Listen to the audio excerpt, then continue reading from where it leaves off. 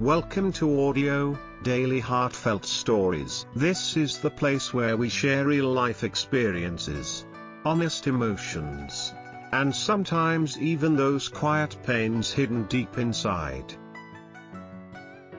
Today's story is titled, My Boyfriend Still Cares for His Ex. I've known him for a long time and secretly liked him since the old days.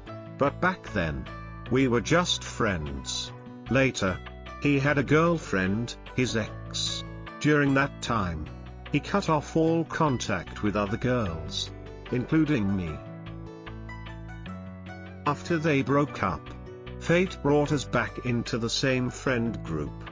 That's when I decided to pursue him. Around Lunar New Year, we finally started dating. When our relationship began, I asked him about his ex. He admitted that he had dated other people, but she was the one he was most serious about, the one he sacrificed the most for, the one he loved the most, second only to his parents. He said she was perfect. Their breakup happened because of his immaturity, not hers. He even confessed that all the patience, gentleness, and care he gives me now were things she had taught him. He didn't want to make the same mistakes again. Hearing that hurt me. But then again, who doesn't have a past? Especially a beautiful past, you can't just erase it. I thought that was the end of it. But by some twist of fate, his ex recently transferred to the same branch where both he and I work, same department, same team. The first time I saw her at the office, I understood why he once loved her.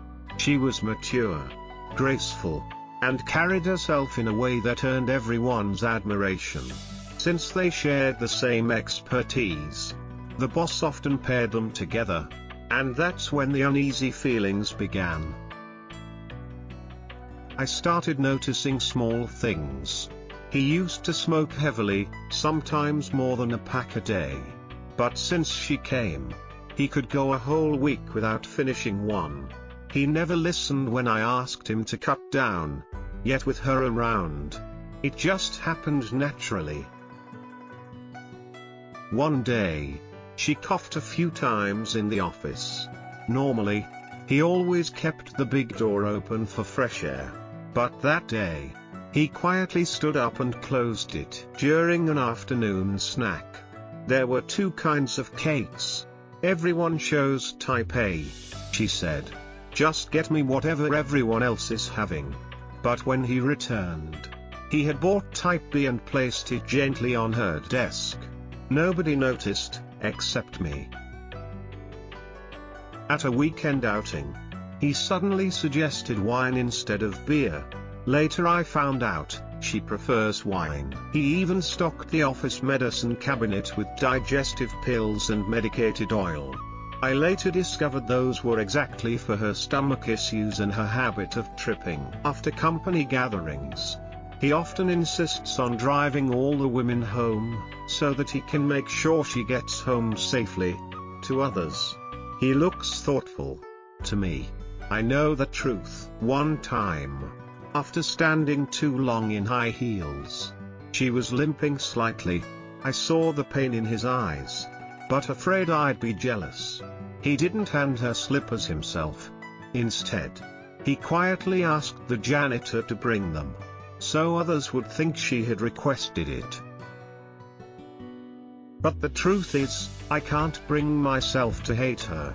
She knows her boundaries well. She never messages him privately, always in group chats that include me. When the boss pairs her with him, she tries to switch tasks so that he can work with me instead.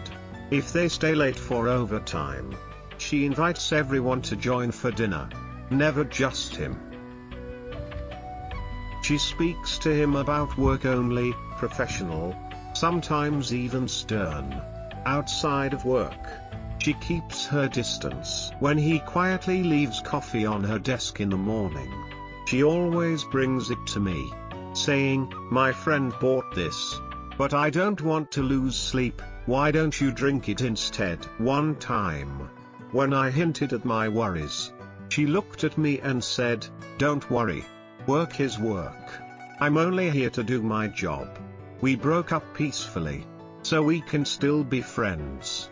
But if you feel too uncomfortable, I can request a transfer.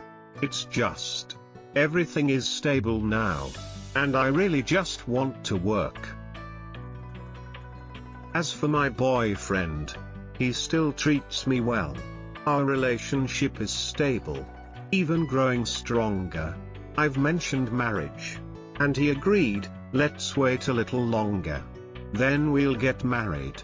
He respects my family, cares for me, and hasn't crossed any lines. But deep down, I'm still scared.